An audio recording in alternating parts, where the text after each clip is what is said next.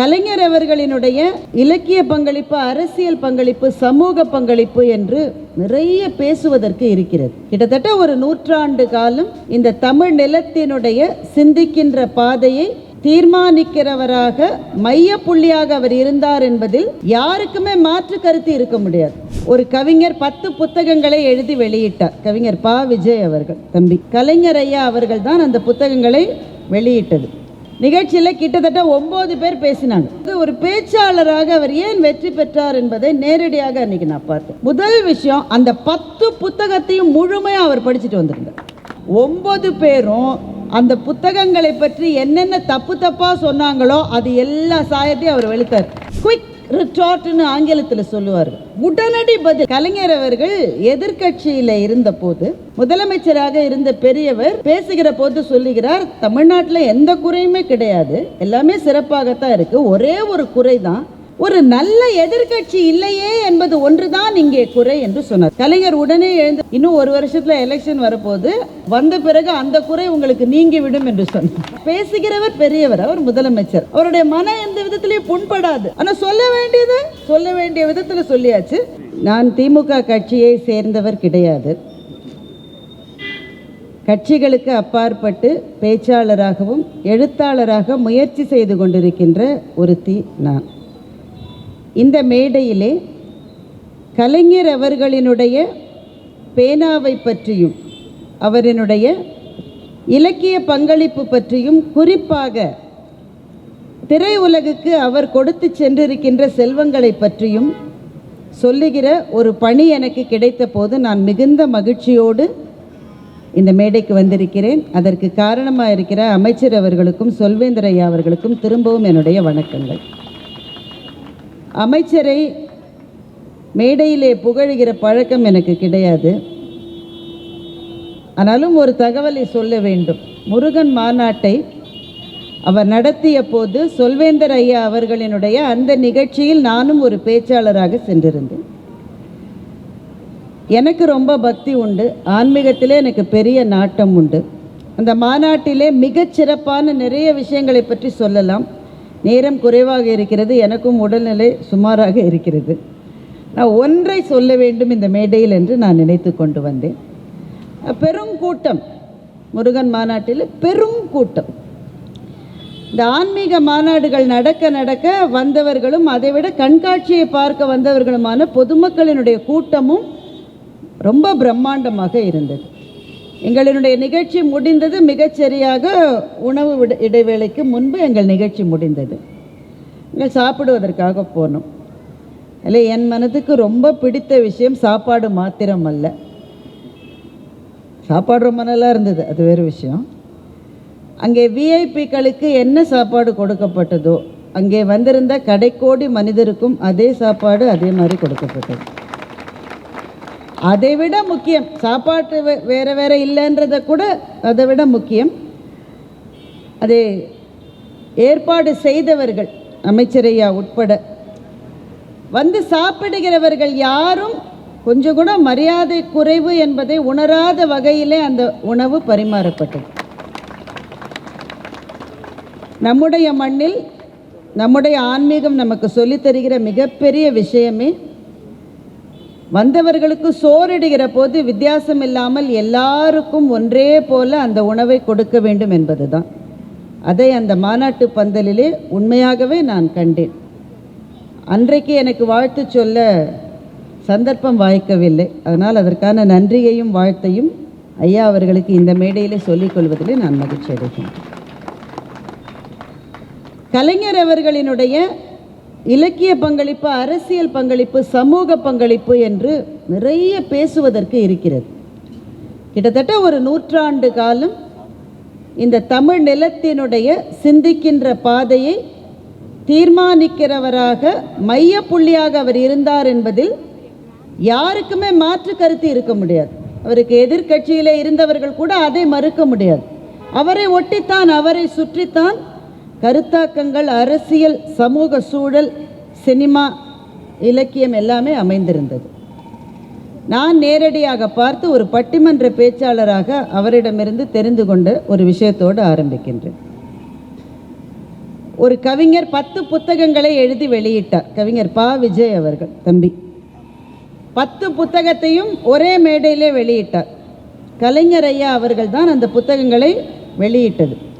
நான் பார்வையாளர்களுள் ஒருவராக அமர்ந்திருந்தேன். மேடையில் இல்லை, பார்வையாளர்களில் நான் ஒருத்தியாக அமர்ந்திருந்தேன்.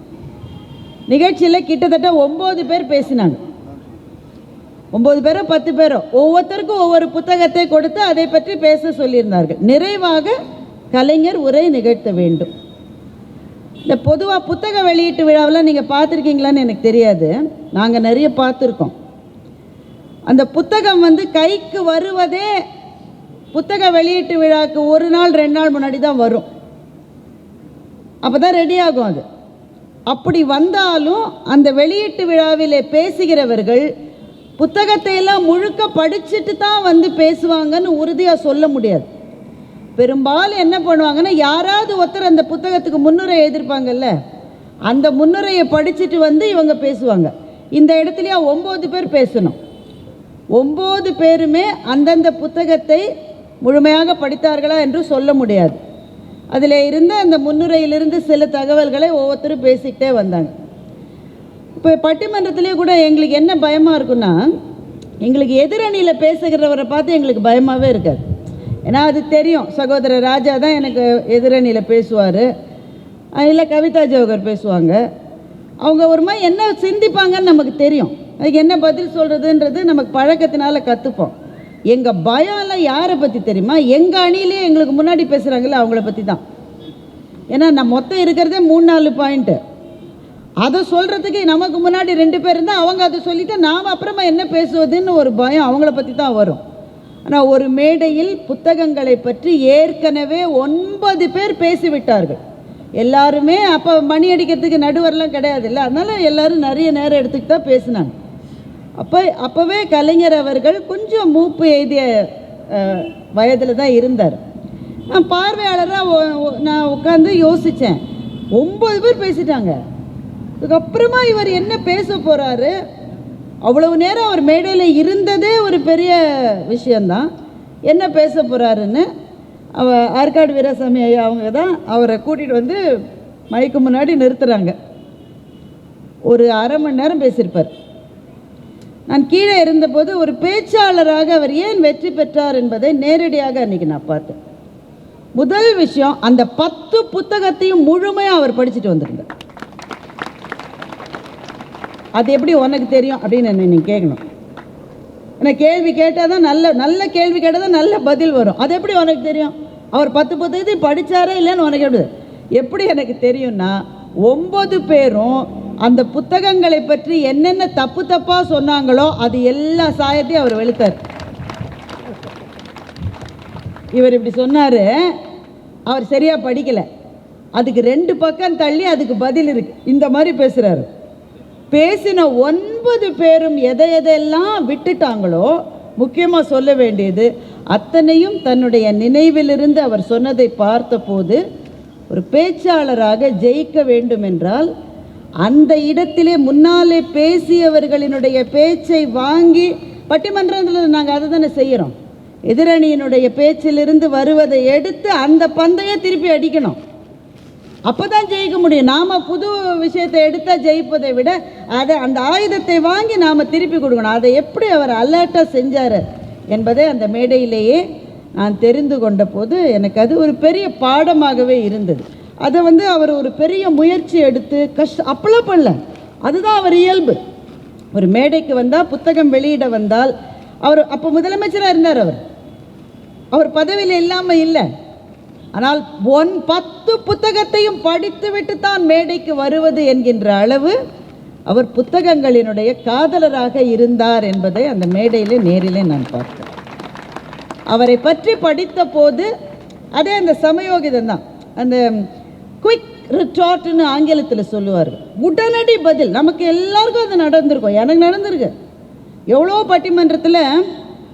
பட்டிமன்றம்லாம் முடித்து எங்கள் நடுவர் தீர்ப்பெல்லாம் சொல்லிவிடுவார். தீர்ப்பு சொல்லி முடித்து நாங்கள் ட்ரெயின்லலாம் ஏறிடுவோம். அப்போ தான் தோணும், ஐயோ ராஜா சார் இப்படி சொன்னதுக்கு நான் இப்படி பதில் சொல்லியிருக்கலாம். அப்போ தோணும் என்ன பையன் அதில். அது பட்டிமன்றத்தையே விடுங்க, நம்ம வாழ்க்கையிலே அது நடக்கும். யாராவது ஒருத்தர் நம்மளை நக்கலாக பேசியிருப்பாங்க, அப்படி தானே? இந்த அனுபவம் உங்களுக்குலாம் கிடையவே கிடையாது. நக்கலாக பேசியிருப்பாங்க. அந்த நேரத்தில் புசு புசுன்னு கோவம் வருமே தவிர என்ன பதில் சொல்கிறதுன்னு தெரியாது. வீட்டுக்கு வந்து சாப்பாடெல்லாம் சாப்பிட்டுட்டு ஐயோ இதுக்கு இப்படி பதில் சொல்லியிருக்கலாமேன்னு அப்போ தான் தோணும். அது அந்த வாய்ப்பு போனது தானே. இன்னொரு தடவை வந்தாலும் வந்து அப்படி பேச போகிறாரா? அந்த இடத்துல அந்த பதில் கலைஞர் அவர்கள் எதிர்கட்சியில் இருந்தபோது, அப்போது ஆளுங்கட்சியாக காங்கிரஸ் அரசாங்கம் இருந்தது, முதலமைச்சராக இருந்த பெரியவர் பேசுகிற போது சொல்லுகிறார், தமிழ்நாட்டில் எந்த குறையுமே கிடையாது, எல்லாமே சிறப்பாகத்தான் இருக்குது, ஒரே ஒரு குறை தான், ஒரு நல்ல எதிர்கட்சி இல்லையே என்பது ஒன்று தான் இங்கே குறை என்று சொன்னார். ஏன்னா அப்போ எதிர்கட்சியாக திமுக இருந்தது. கலைஞர் உடனே எழுந்து பதில் சொன்னார், இன்னும் ஒரு வருஷத்தில் எலெக்ஷன் வரப்போகுது, ஒரு வருஷமோ 2 வருஷமோ எலெக்ஷன் வரப்போகுது, வந்த பிறகு அந்த குறை உங்களுக்கு நீங்கி விடும் என்று சொன்னார். ஏனென்றால் நீங்கள் அப்போ எதிரில் தான் இருப்பீங்க.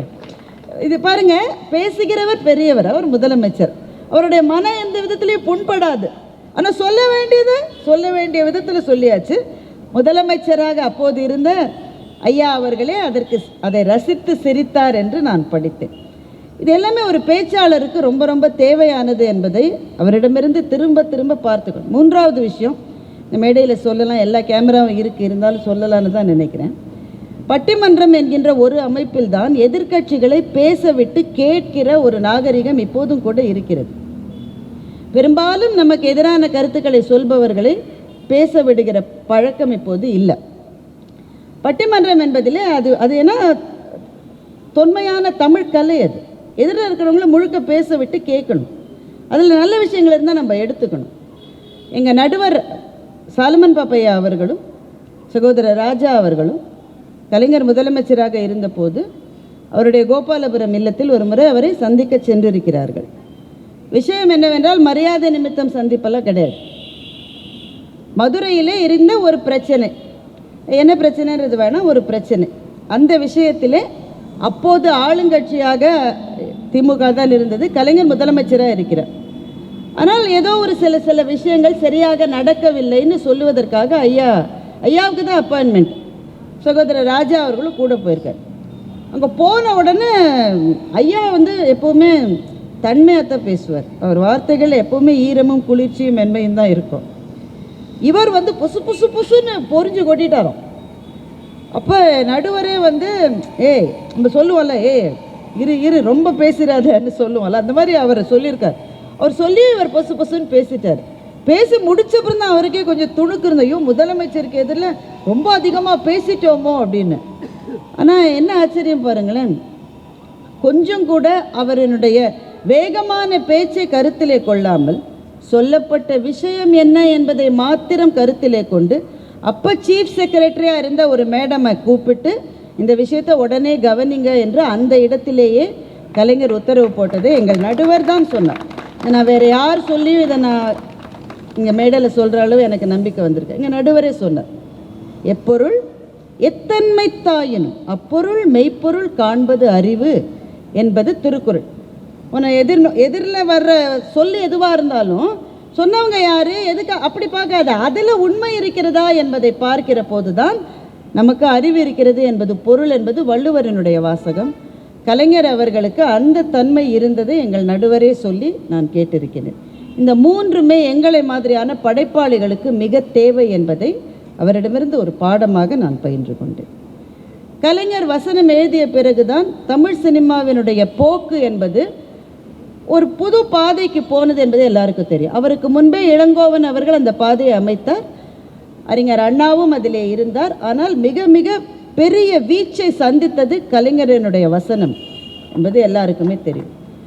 ஏன் அவ்வளவு பெரிய வீச்சை அது சந்தித்தது என்று நான் யோசித்து பார்த்தேன். 2 மாபெரும் நடிகர்கள், இந்த தமிழ் மண் கண்ட மாபெரும் நடிகர்கள், நடிகர் திலகம் ஐயா சிவாஜி கணேசன் அவர்கள், மக்கள் திலகம் எம்ஜிஆர் அவர்கள்.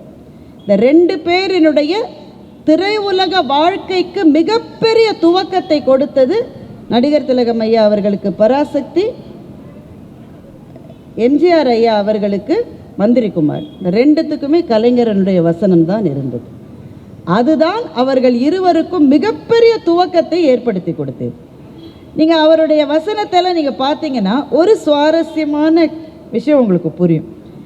நடிகர் திலகம் அவர்களுக்கு எழுதப்படுகிற வசனங்கள் பெரும்பாலும் நல்ல நீளமாக இருக்கும். ஆனால் நடிகர் திலகம் அவர்களுக்கு அந்த லாங் ஷார்ட்ஸ் பிடிக்கும், நீண்ட வசனங்கள்.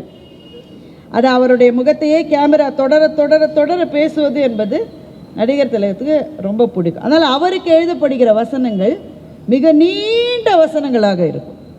மக்கள் திலகம் அவர்கள் சின்ன சின்ன ஷார்ட்ஸை தான் விரும்புவார். அதாவது அவருக்கு எழுதப்படுகிற வசனங்கள் சின்ன சின்ன சின்ன சின்ன அந்த 2 லைன் 3 லைன் வசனங்களாகவே இருக்கும். அது எப்படி ஒரு எழுதுகிறவர் ஒருத்தர் தானே. அப்போ 2 பேருக்கும் மாறி மாறி எப்படி அமைகிறது என்றால் அடிப்படையிலே கலைஞர் அவர்களே ஒரு நடிகர் தான்.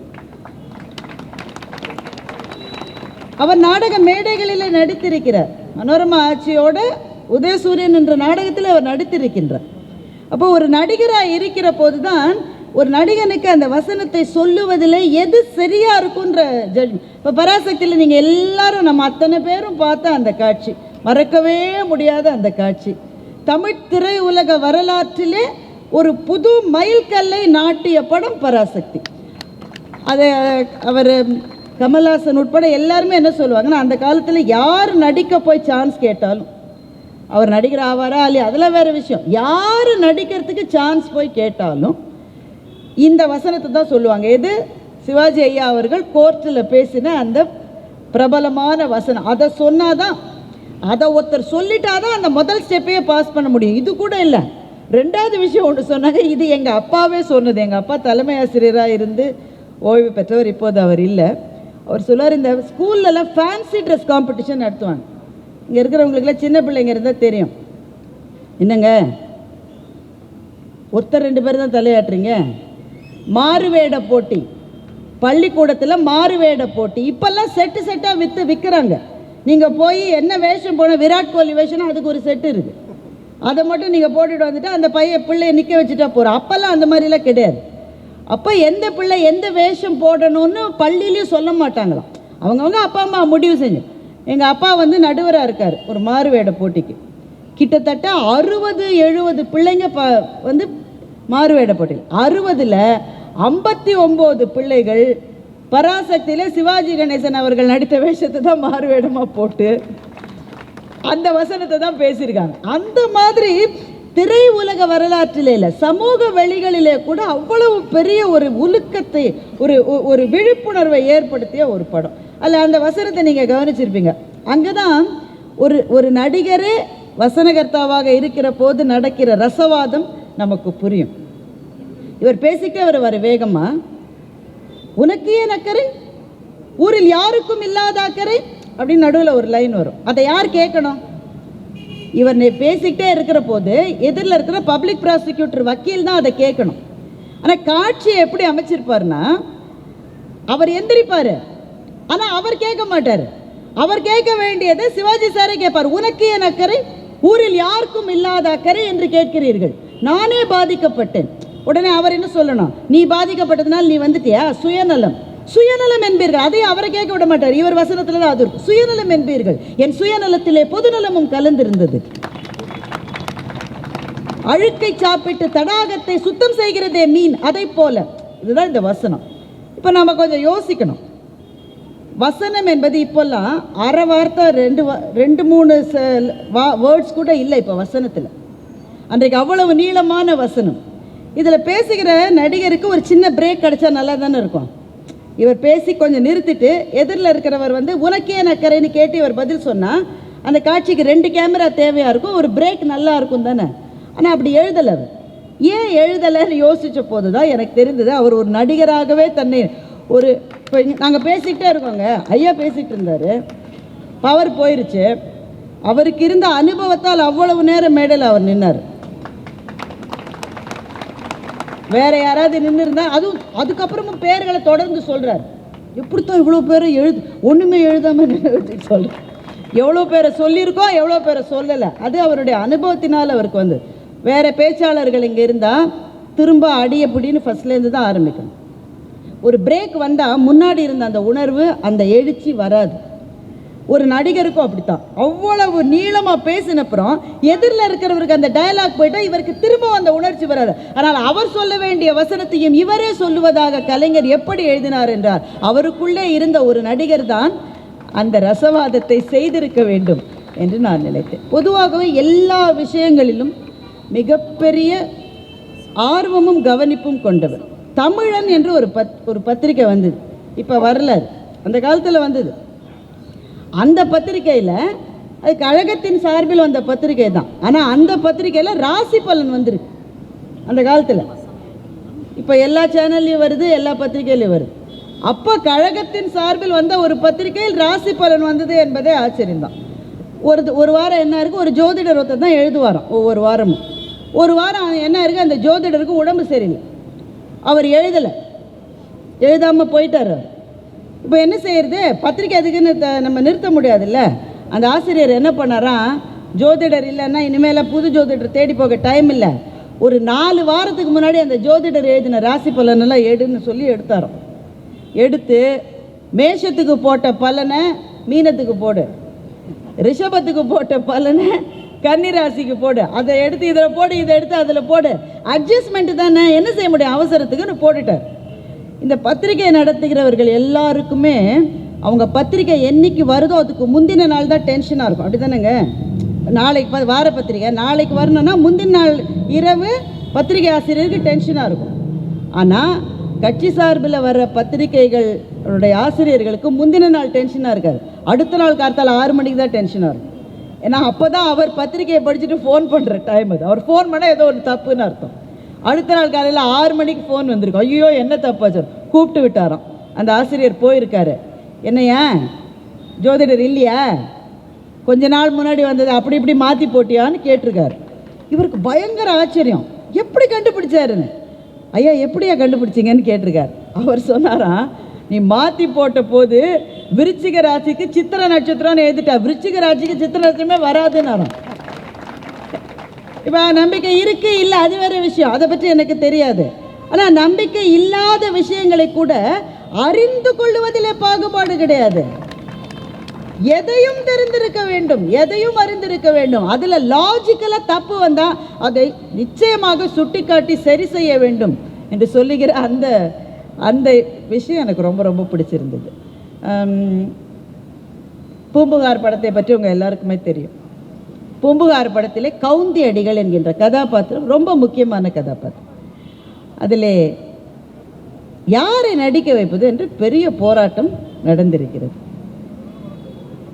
இந்த போராட்டங்களுக்கு இடையில் கவுந்தி அடிகளாக நடிக்க யாரை தீர்மானிப்பது என்ற பேச்சுவார்த்தை நடந்து கொண்டிருந்த போது அந்த கவுந்தி அடிகளோடு சேர்ந்து அவர்கள் ஆற்றிலே போகிற காட்சிக்கான பாடலை முதலிலே எழுதிவிடலாம் என்று கலைஞர் அவர்கள் முடிவு செய்கிறார். அந்த பாடல் எத்தனை காலத்துக்கு முன்னால் எழுதப்பட்ட பாடல் நீங்கள் பாருங்க. இப்போது 2 வருஷத்துக்கு முன்னாடி ஹிட் அடித்த ஒரு பாடல் கூட இன்றைக்கு நிற்பது இல்லை. ஆனால் எத்தனை வருடத்துக்கு முன்னால் வந்த இந்த பாடல் வாழ்க்கை என்னும் ஓடம் வழங்குகின்ற பாடம், மானிடரின் மனதினிலே மறக்க ஒண்ணா ஓடம். அதில் அவர் எழுதுகிற அந்த துடுப்புகள் இல்லா படகு அலைகள் அழைக்கின்ற திசையெல்லாம் போகும். எனக்கு இந்த 2 வரிகளில் இருக்கிற இலக்கியத்துவத்தை நீங்கள் கொஞ்சம் யோசிச்சு பாருங்க. துடுப்புகள் இல்லா படகு அலைகள் அழைக்கிற திசையெல்லாம் போகும், தீமையை தடுப்பவர் இல்லா வாழ்வும் அந்த படகின் நிலை போலே ஆகும். அவ்வளோதானே. இன்றைக்கு கல்லூரிகளுக்கு நாங்கள் போகிறோம், ஐயா போகிறாங்க, கவிதாவும் போகிறாங்க, கல்லூரிகளுக்கு போகிற மாணவர்களை சந்திக்கிறோம். அங்கே என்ன சொல்லுவது, எதை சொன்னாலும் கேட்க மாட்டேன்னு அப்படியே உட்காந்துரும். அப்படி தானே இருக்காங்க இளைஞர்கள், நீ என்ன சொல்கிறதுன்னா அப்படி தானே இருக்காங்க. அவங்களுக்கு நாங்கள் சொல்ல வருகிற சொற்கள் வேறு சொற்களாக இருக்கலாம், ஆனால் இதைத்தான் சொல்லிட்டு இருக்கோம். இந்த வயசுலடா தம்பி நீ எது பண்ணினாலும் சரின்னு உனக்கு தோணும். ஆனால் இப்போ நீ அதை விட்டுட்டான்னு வச்சுக்க, வாழ்க்கையில் நாளைக்கு உன் வாழ்க்கையை உன்னால் திரும்ப உன் கைக்குள்ளே கொண்டு வரவே முடியாது என்று சொல்லிவிட்டு அதற்கு மேற்கோள் காட்டுகிற பாடலாக இந்த பாடலை இன்னமும் நாங்கள் சொல்லி கொண்டிருக்கிறோம் என்று சொன்னால் கலைஞர் அவர்களினுடைய எழுத்துக்கான ஆயுட்காலம் எவ்வளவு இருக்கிறது என்று பாருங்கள். ரங்கூன் ராதா அறிஞர் அண்ணாவினுடைய கதை தான் அது. திரைப்படமாக வந்தபோது கலைஞர் தான் அதுக்கு வசனம் எழுதினார். இப்போ ஒரு 2 வருஷத்துக்கு முன்னாடி கேஸ் லைட்டிங் என்ற வார்த்தையை ரொம்ப பிரபலமான வார்த்தையாக சொன்னாங்க. கேஸ் லைட்டிங்னா என்ன தெரியுமா? ஒரு கணவன் மனைவி அல்ல, ஒரு காதலன் காதலி, அந்த மனைவியோ காதலியோ அந்த ஆள் உனக்கு மூளை சரியில்லைன்னு சொல்லி அவளையே நம்ப வச்சிருவான். அந்த மாதிரி சில பேர் இருக்காங்க. அவன் நல்லா தான் இருப்பான், ஓயாமல் அவளை தப்பு சொல்லிக்கிட்டே இருக்க வேண்டியது, குறை சொல்லிக்கிட்டே இருக்க வேண்டியது. சொல்லி சொல்லி சொல்லி ஒரு கட்டத்தில் அவளே ஆமாம் எனக்கு விவரம் பத்தாது போல இருக்கு, எனக்கு அவ்வளோ அறிவில்லை போல இருக்கு, நான் கொஞ்சம் ஏன்னா அவள் சொல்லிக்கிட்டே இருக்கா நீ லூசுன்னு இவ்வளோ நம்ப ஆரம்பிச்சிடா நான் லூசுன்னு. இவ்வளவு நான் சொன்னேன்ல நீளம், அதற்கான ஒரு சொல் தான் கேஸ் லைட்டு. ரங்கூன் ராதா படத்தில் இவ்வளவு காலம் முன்னாடி வந்த படத்தில் கேஸ் லைட்டிங்க ஒரு கான்செப்ட் ஆக்கியிருக்கார். அதில் கதாநாயகியாக நடிக்கிற பானுமதி அவர்கள் ரொம்ப நல்ல புத்திசாலியான பொண்ணு. அதில் வில்லன் வந்து சிவாஜி கணேசன் ஐயா அவர்கள், அவங்க தான் கணவராக நடிப்பாங்க. அவருக்கு திட்டம் என்னென்னா இவங்களோட தங்கையை தான் கல்யாணம் பண்ணிக்கணுன்றது அவரோட திட்டம். அதனால் இவங்களை எப்படி சீன்லேருந்து எலிமினேட் பண்ணுறது, ஓயாமல் சொல்லிகிட்டே இருப்பாங்க. நீ பணத்தை கொண்டு போய் வெய்யுமாங்க, அந்த அம்மா போய் பணத்தை ஒரு இடத்துல பூட்டி வச்சுருக்கோம் தான் வர வேண்டி இருக்கிறது. பராசக்தி படத்துக்கு பண்டரிபாய் அவர்கள் சிவாஜி கணேசனை ஒரு இடைவெளிக்கு பிறகு சந்திக்கிறார். அவர் ரொம்ப ஆளே ஒடுங்கி போய் வர்றார். வந்த உடனே எப்படி இருக்கிற நீ இப்படி ஆகிட்டீங்கன்ற மாதிரி அவங்க கேட்குறாங்க. என்ன ஆச்சு உனக்கு, ஏன் இப்படி இருக்க நீ? அவர் பதில் சொல்லுகிறார், முத்து குளிக்க வேண்டும் என்று போய் கிளிஞ்சல்களோடு திரும்பி வந்தவனைப் போல நான் இருக்கிறேன் என்று அதற்கு பதில் சொல்லுகிறார். அப்போ எழுதியது எதுவானாலும் அதில் இருக்கிற கவித்துவம் நம் நெஞ்சத்தை கவருகிறது. நிறைவாக நான் சொல்ல விரும்புகிற ஒரே ஒரு செய்தி, கலைஞர் அவர்கள் நமக்கு செய்ததை பற்றி 2 கருத்துக்கள் எல்லா அரசியல் மேடையிலும் இருக்கும். ஆனால் ஒன்றுக்கு மாற்று கருத்தே இருக்க முடியாது என்று நான் நினைக்கிறேன். திருக்குறளை தமிழர் வாழ்வினுடைய மைய புள்ளியாக கொண்டு வந்த ஒரு இயக்கத்தை கலைஞர் கையிலே எடுத்து நடத்தினார். இப்போது டைம்ஸ் ஆஃப் இந்தியா என்ற ஒரு ஆங்கில நாளிதழில் திருக்குறளுக்காக ஒவ்வொரு வாரமும் நான் ஆங்கிலத்திலே அதை பற்றி எழுதுகிறேன். நான் ஒன்றும் பெரிய எழுத்தாளர்லாம் கிடையாது, முயற்சி செய்கிறேன், அவ்வளோதான். அது மற்றவர்களுக்கு பிடித்திருக்கிறதோ இல்லையோ, எனக்கு திருக்குறளை பற்றி ஒரு புது வெளிச்சத்தை அது கொடுத்துருக்கு. இதே திருக்குறள் தான் நான் 2ஆம் கிளாஸில் மனப்பாட பகுதியாக படித்தேன், 5ஆம் கிளாஸில் வந்து பேச்சு போட்டிக்காக அதை ஒப்பித்தேன், அப்புறம் கம்பன் கழக போட்டிக்கு நான் போன போது கல்லூரியில் திருக்குறளை பற்றி அதே திருக்குறள் தான். ஆனால் இப்போது வாழ்க்கையினுடைய நடுத்தர வயதிலே நான் நிற்கிற போது அதே குறளுக்கு வேறு வேறு வெளிச்சங்கள் கிடைக்கின்றன, வேறு வேறு பொருட்கள் புலப்படுகின்றன. வாழ்க்கை எப்படி வாழ வேண்டும் என்று தெரிகிறது. நீங்கள் இன்றைக்கும் எந்த திருக்குறளுக்கும் எடுத்து கூகுள் சர்ச் பண்ணிங்கன்னா 5 பேரினுடைய உரை தான் முதல்ல வரும். அதில் எங்கள் நடுவரனுடைய உரையும் ஒன்று என்பதில் எனக்கு ரொம்ப பெருமை. தலைவர் கலைஞர் அவர்களினுடைய உரை கட்டாயமாக இருக்கும். அது ஒரு புது பார்வையை கொடுக்கும். அந்த பார்வையோடு நீங்கள் ஒத்து போகிறீங்களா இல்லையான்றது உங்களுடைய தேர்வு. ஆனால் புது பார்வை அது ரொம்ப முக்கியம் இல்லை. அறத்தாறு இதுவென வேண்டா சிவிகை பொறுத்தானோடு ஊர்ந்தானிடை என்று ஒரு திருக்குறள் இருக்கிறது. இது கொஞ்சம் காம்ப்ளிகேட்டடான குறள், நான் நீளமாக பேச மாட்டேன், ரொம்ப சுருக்கமாக சொல்லிடுறேன். அறத்தாறு இதுவென வேண்டா சிவிகை பொறுத்தானோடு ஊர்ந்தானிடை. பல்லக்கில் உட்காந்து போகிறவன் இருக்கான், பல்லக்கை தூக்கிட்டு போகிறவர் இருக்கான். எது அறத்தினுடைய வழி அப்படின்னு சொல்ல வேண்டாம் தானே, இவ்வளோதான் குறளினுடைய பொருள். இதற்கு பல பேர் எழுதிய உரை எப்படி என்றால், முந்தைய பிறவியிலே நீ செய்த நல்வினைகள் தீவினைகளை பொறுத்து இந்த பிறவியில் நீ ஒன்று பல்லக்கு மேலே உட்காந்துருப்ப, இல்லை பல்லக்க தூக்கிப்போ, அப்படி தான் நிறைய பேர் உரை எழுதியிருக்கிறார்கள். அந்த உரை சரியா தவறா என்பது அவரவர்களினுடைய பார்வையை பொறுத்தது. கலைஞர் இதற்கு உரை எழுதுகின்றார். அறத்தினுடைய பாதை எப்படி இருக்கும் என்று உங்களுக்கு கேள்வி வருது. நல்ல வேலையை செஞ்சால் நல்லவனாக வாழ்ந்தா என்ன, அந்த கேள்வி வருது இல்லை நமக்கு, என்ன கிடைக்கும்? அந்த வழியாக வாழாதவெல்லாம் கூட நல்லா தானே இருக்கான். அப்போ என்ன கிடைக்கும்? அந்த கேள்வி வருது இல்லை. கலைஞர் உரையில் எழுதுகின்றார், பல்லக்கில் உட்கார்ந்து போகிறவனுடைய பயணம் இலகுவாக இருப்பதைப் போல அறச்செயல்களை நீ செய்தால் உன்னுடைய வாழ்க்கை இலகுவாக இருக்கும். அது தூக்கி கொண்டு போகிறவன் சிரமப்பட்டு கஷ்டப்பட்டு போகிறான். நீ தீய செயல்களை செய்கிற போது உன்னுடைய பயணமும் அப்படிதான் இருக்கும். அப்போது நீ செய்த தீவினையும் நல்வினையும் திரும்பி வருகிறது என்ற கருத்தாக்கத்தில் கலைஞருக்கு நம்பிக்கை கிடையாது. அவர் அதை எப்படி சொல்லுகிறார், அதற்கும் அந்த குறளில் இடம் இருக்கிறது. அதை எப்படி சொல்லிவிட்டார் என்றால், எது அறத்தின் வழி என்று உனக்கு தெரிந்து கொள்ள வேண்டுமா, அதன் வழி நீ சென்றால் வாழ்க்கை ஈஸியாக இருக்கும், இல்லை டிஃபிகல்ட்டாக இருக்கும். இப்படியும் அந்த குறளை பார்ப்பதற்கான ஒரு சாளரத்தை, ஒரு ஜன்னலை கலைஞர் திறந்து வைப்பதை பார்க்கிற போது ஆச்சரியமாக இருக்கிறது. ஒரு தாயாக மாறிய போது எனக்கு கிடைத்த அனுபவம் சொல்லிட்டு நான் விடை பெற்றுக் கொள்கிறேன். என்னுடைய கணவர் வந்து ரொம்ப இந்த ஹைஜீன்லாம் பார்ப்பார். ஒரு இடத்துக்கு வந்து ஒரு தண்ணியை கொடுத்தாக்க நம்ம எல்லாம் அந்த தண்ணியை அப்படி குடிச்சிடுவோம், இல்லை வேண்டாம்னு சொல்லிவிடும். அவர் முதல்ல கேட்பார், இது என்ன கம்பெனி, இது தேதி இருக்கா, இதில் என்ன வாங்கினாலும் அதனுடைய சுகாதாரத்தை பற்றி அவருக்கு, சில பேர் அப்படி இருப்பாங்க, எல்லாத்தையும் செக் பண்ணுவாங்க. இது எப்போ எக்ஸ்பைரி டேட் பார்த்தியான்னு கேட்காம ஒரு பொருளை கூட அவர் சாப்பிட மாட்டார். அவ்வளோ தூரம் சுத்தம் பார்க்கிறவருக்கு நானும் சமைக்கிற போது ரொம்ப சுத்தம் பார்த்து கையை 10 தடவை, இதெல்லாம் கொரோனா வரத்துக்கு முந்தி நான் சொல்கிறது, என் பிள்ளைங்களை சின்ன பிள்ளையாக இருந்த போது அப்போவே கையை எங்கள் வீட்டில் 10 தடவை கழுவிக்கிட்டு எல்லாத்தையும் வாஷ் பண்ணி, அப்படி தான் எங்கள் வீட்டில். அப்படி இருந்த என்னுடைய கணவர், என்னுடைய மகள் பிறந்த போது அவள் நல்ல மண்ணில் விளையாடி கையெல்லாம் முழுக்க அப்படியே சொதன்னு மண் என்னென்னலாம் இருந்ததோ தெரியாது மண்ணில் அப்படியே வந்தா. அவர் சாப்பிட்ருக்கிற சாப்பாட்டில் அந்த தட்டில் அப்படியே வச்சு அவள் ஒரு வாய் சாப்பிட்டா. நான் நினச்சேன் அடி வாங்க போகிறேன். இது மட்டும் அடித்ததில்லை, அவர் அடிக்க மாட்டார், இன்றைக்கி அடி வாங்க போகிறான்னு நினச்சேன். ஆனால் பாருங்கள், நம்மளைத்தான் காய்ச்சின்னு காய்ச்சுவாங்களே தவிர மகள்களை ஒரு வார்த்தை சொல்ல மாட்டாங்க. அதை சந்தோஷமாக திரும்பவும் அவர் சாப்பிட்டார். இந்த செய்தியை மனசில் இருந்தது. ஆனால் கலைஞர் எழுதிய குறளோவியத்தில் கிட்டத்தட்ட இதையே பதிவு செய்திருக்கிறார். உழவன் ஒருவன் வேலைக்கு நடுவிலே மனைவி சோறு கொண்டு வருகிறாள்.